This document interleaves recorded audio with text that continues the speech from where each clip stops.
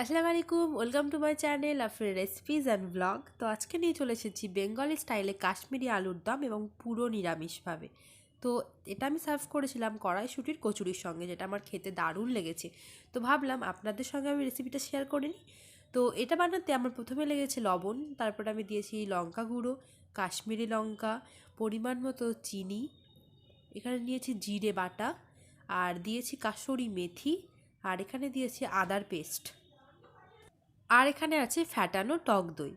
তো এখানে আমি একটা মিক্সচার তৈরি করব, তার জন্য আমি এখানে নিয়ে নিয়েছি লবণ, যেটা দইয়ের সঙ্গে আমরা অ্যাড করে নেব।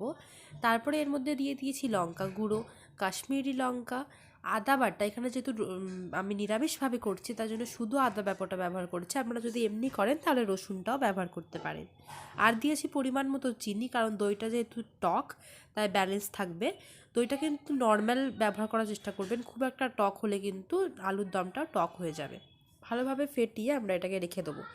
এখানে আমি নিয়ে নিয়েছি ছোট ছোট আলু। শীতকালে যেটা নতুন ছোট ছোট আলু আসে, সেটা দিয়ে আলুর দমটা আরও মজা লাগে খেতে। তো ছোট ছোট আলুগুলোকে খুব ভালোভাবে ধুয়ে পরিষ্কার করে নিয়েছি, সবটা যেহেতু চোকা ছাড়ানো সম্ভব হয়নি। তো তারপরে আমি এটাকে কাঁটা চামচের মাধ্যমে পোক করে নিয়েছি। এখানে আমি নিয়ে নিয়েছি গরম তেল, যার মধ্যে আমি আলুগুলোকে ভেজে নেবো। খুব একটা ভাজা দরকার নেই, প্রায় 10 থেকে 15 মিনিট অল্প আছে ভাজলেই হবে। এখানে আলুগুলোকে আমি হালকা হালকাভাবে ভেজে নেবো। যেহেতু আমার ঠান্ডা লেগেছে, তার জন্য কথাগুলো হয়তো একটু অসুবিধা হচ্ছে, আপনারা একটু বুঝে নেওয়ার চেষ্টা করবেন আর রেসিপিটা পুরোটা দেখবেন, আশা করি আপনাদের ভালো লাগবে। তো আমার এখানে আলুগুলো ভাজা হয়ে গেছে, অনেকটা কালারও চলে এসেছে। এবার আমি আলুগুলোকে তেল থেকে তুলে নেব। তারপরে আমি ওই তেলটা অনেকটা কমিয়ে দিয়েছি এবং অল্প একটু তেল নিয়ে দিয়েছি। তারপরে আমি এর মধ্যে দিয়ে দিলাম জিরে, গোটা জিরে, আর দিয়ে দিলাম সফ মানে হচ্ছে মৌরি, আর দিয়ে দিলাম অল্প একটু হিং। দিয়ে মশলা তেলের সঙ্গে ওগুলোকে হালকা হালকাভাবে ভেজে নেবো। তারপরে আমি এর মধ্যে অ্যাড করলাম জিরের পেস্টটা। আপনারা চাইলে এটাকে অ্যাভয়েডও করতে পারেন বা দিতেও পারেন। তারপর আমি এর মধ্যে যে গ্রেভিটা আমরা করে রেখেছিলাম ওটা অ্যাড করে দেবো, এবং অবশ্যই চেষ্টা করবেন যে এটাকে গ্যাসটা বন্ধ করে দেওয়ার, নাহলে কিন্তু দইটা ফেটে যাবে এবং তরকারিটা কিন্তু দেখতে খারাপ লাগবে। তার জন্য আমি এখানে ওভেনটা বন্ধ করে দিয়েছিলাম, হালকা ঠান্ডা হওয়ার পর এটা আমি অ্যাড করেছি। তারপরে আবারও ওভেনটা অন করে এটা আমি একটা গ্রেভির মতো করে নিচ্ছি।